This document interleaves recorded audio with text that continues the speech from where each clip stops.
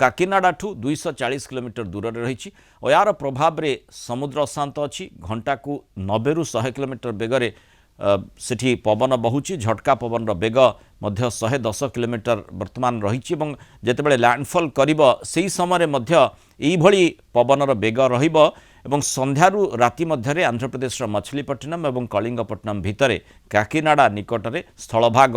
छुईब काकीनाडा प्रभाव मध्य आरंभ है आउ लैंडफॉल बेले पवन बेग घंटा प्रति 90 ରୁ 100 किलोमीटर झटका पवन 110 किलोमीटर बेगर बही पारे लैंडफॉल पर उत्तर पश्चिम दिग को गति करी बात्या मोन्था दुर्बल हेब छत्तीसगढ़ मुहां होई दुर्बल हेब अर्थात मोटामोटी